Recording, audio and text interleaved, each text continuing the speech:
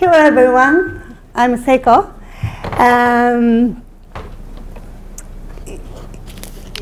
a psychotherapist, also a practitioner of Nichiren Buddhism. And Nichiren Buddhism is the first emerged in Japan in 13th century at a time of great upheaval. And Nichiren Buddhism is practiced in 192 countries around the world with 12 million people. And can you show the presentation, please? Thank you.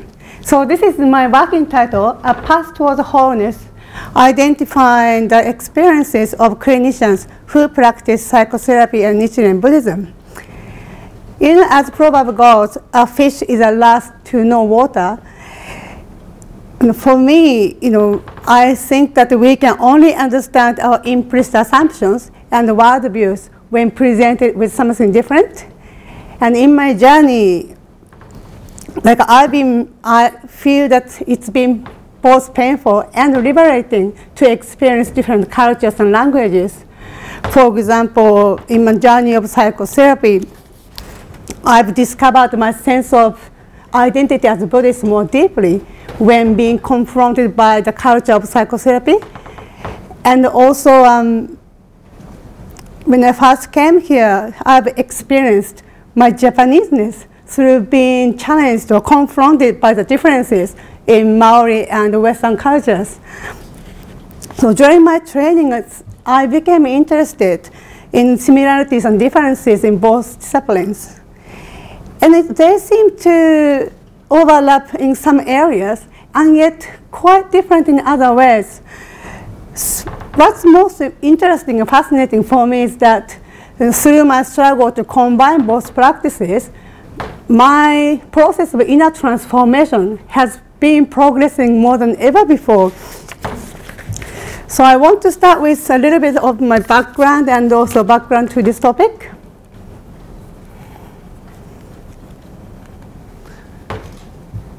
And I grew up with Nichiren Buddhism, and my mom was practicing before I was born. And I'm the middle in the three, so I'm doing like this. And I am on the on the right. So Nichiren Buddhism had the biggest influence on the development of my personality. And the practice of Nichiren Buddhism focuses on inner individual transformation. So from an early age, I grew up with an interest in personal growth. So I started my psychotherapy training in 2011, and it helped me to have a deeper understanding about myself and also have empathic attitude towards myself, especially my limitations in this country. And equally, I experienced the frustration with it. I felt that Western psychotherapy lacks a sense of the wholeness of human beings.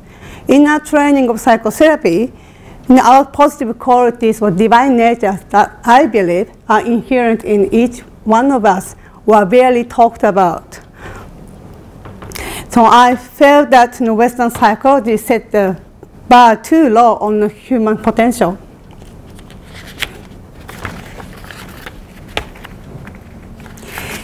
So this is how I've become interested in the process of experiencing both disciplines.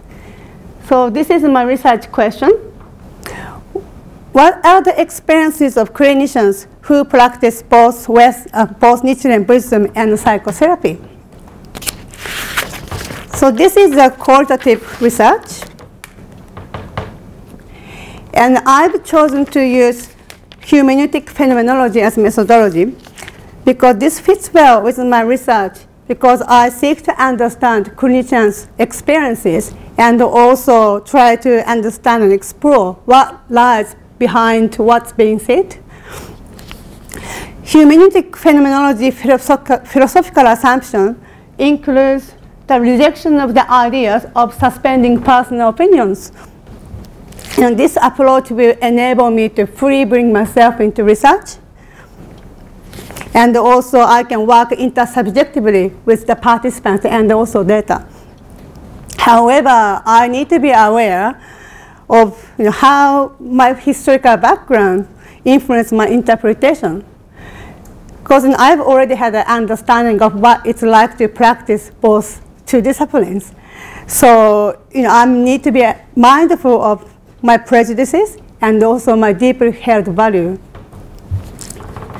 I guess one of my challenges to bringing free myself into research is that, as a minority in psychotherapy training as Japanese, and also society in Aotearoa, New Zealand, I have a tendency to want to get the majority to understand my points rather than inviting people to share my thinking. So that can result in weighing my perspectives on Nichiren Buddhism. So I'm mindful of that too. My Buddhist philosophy gives me a sense of interconnectedness, which is aligned with humanistic dialogical process moving dialectically between parts and whole. My data collection comes from interviews with 5 psychotherapists, and the participants are recruited internationally through my personal connections and the Buddhist organization. So they are from New Zealand and the United States and England and Japan. And the participants from Japan are married couple. To date, I've finished interviewing the participants, and my overall feelings was that I felt so encouraged and somewhat hopeful after each of the interviews. So I've been wondering what underlies this sense of hopefulness. And my felt sense informed something significant in the text as a whole. One of the themes that have come from my data is active engagement of building a nurturing relationship with yourself. 4 participants share their experience of actively building a nurturing relationship themselves or helping the clients to do so. The way they described of achieving this is quite simple and similar. First, creating an inner space to hold their feelings. And then having the non-judgmental awareness to whatever they experience with empathy. So this is how self-acceptance is nurtured. In psychotherapy, the self-acceptance is one of the key factors for healing. A therapist's communication with empathy helps the client to see his or her narrative through therapist's empathic lens. Carl Rogers, the founder of the person-centered therapy, states, the therapist's empathy allows for the full and undistorted awareness of his experiencing of his sensory and visceral reactions. So what he really says here is that in a safe environment, people can first begin to explore true feelings that are often suppressed. Healing begins when we are connected to a full range of emotions, including the ones that we ignore or suppress. So participants reported to developing self-acceptance through their own empathy to themselves. Some participants used the analogy of the adult self and child self within us to explain the process. But this is a language that comes from the participants. It's not based on the transactional analysis model. An adult self is like a critical parent or cold-hearted, harsh teacher. And a child self is like, like the childlike aspect, feeling and expressing our feelings spontaneously without any inhibition. So it's like a toddler at age 3. They have a full range of emotions. And one of the participants gave me an example of interactions between adult self and a child self. And when the child falls over, they feel pain and start crying. But for us as adults, when we fall over, we feel embarrassed and pretend it didn't hurt. And we are conditioned to try to stop our spontaneous feelings and move away from the very experience that hurts us. Consequently, our inner child would feel intimidated, unheard, and anxious. But when inner child experiences complete acceptance for whatever we are in each moment, then we would feel understood, reassured, and more confident. So psychotherapy is a process of growth where we are moving from critical parent or cold-hearted teacher to a warm-hearted, nurturing teacher. Participants related that they focus on this transformative process. Now I'm moving to the next point. What does it mean to be a Buddha? What moves my thinking further is that Japanese participant insight into a connection between their therapeutic approach and Nichiren Buddhism. They help their client to develop empathic, warm teacher within them.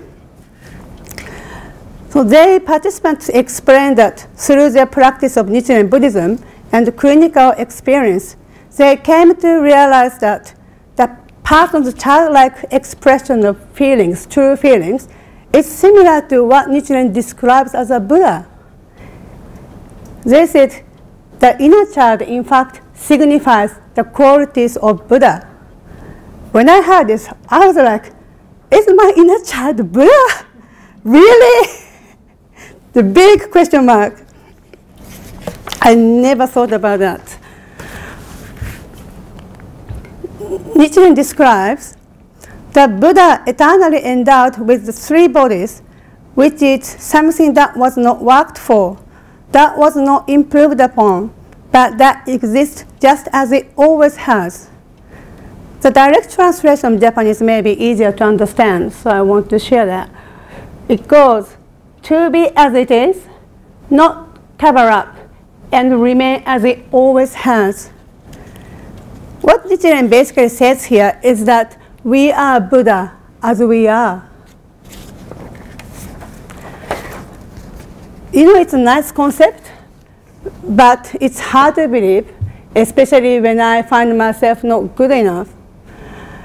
But when I saw the link between inner child, the inner child qualities, and the Buddha, with the knowledge that how important it is to be empathic to what's true for us, and it suddenly made sense to me that developing a nurturing relationship with our inner child, our truest self, through empathy, is in fact a process of nurturing our Buddhahood.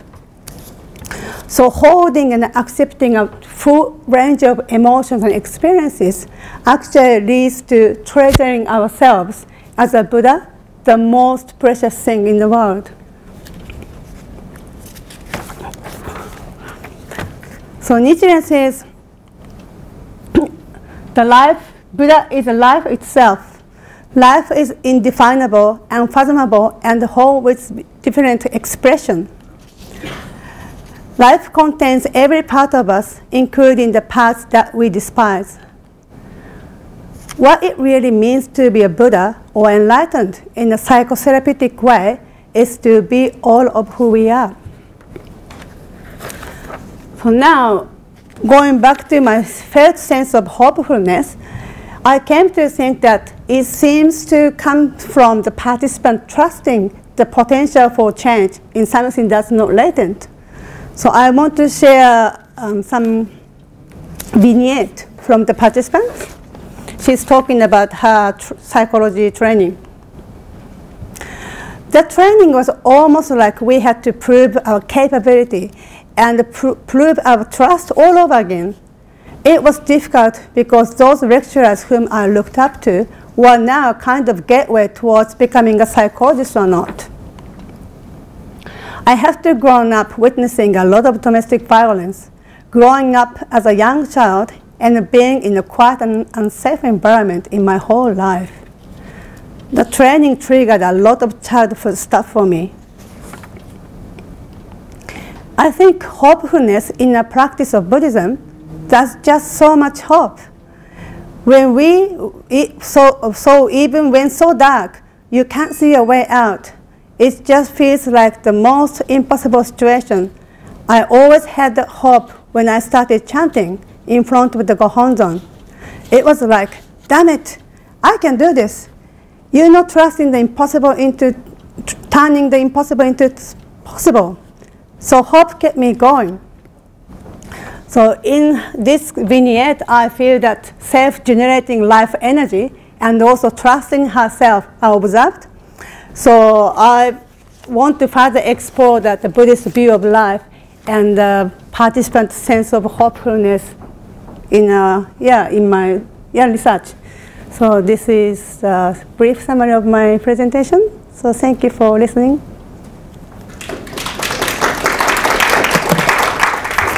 Any question from the audience?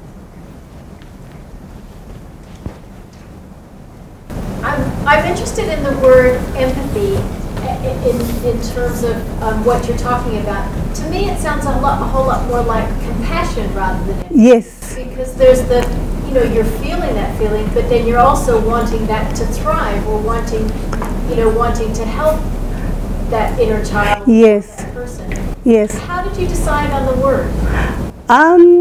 I'm basically following their language, the participant language, okay. But actually participants use the word self-compassion a lot. They do? Yes, yeah. Yes. It's often used interchangeably, isn't it? Yes, I think so too. I guess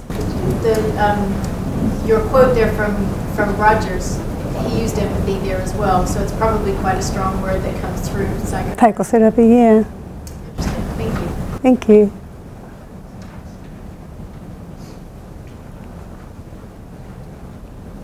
Or any impression, or any thoughts to support my research? I'm feeling quite lost in my research at the moment. Just a massive subject. Thank you. Your interviews, can you just explain the methodology there a little bit? Like, were they semi-structured or open interviews? How did you approach? Initially, I tried to have some, maybe 5 or 6, questions, and I just find myself bogged down to details, and just got me nowhere. I said, oh, so I think I'm on the wrong track. Then I realized myself that I was so nervous with my capability to capture the wealth of their experience. That's why I want to, put word into every question, but no, I think I just asked him, so please tell me, experience of you, practicing both modalities, and whatever important for you, please share with me. That way, so I just had to trust the process, No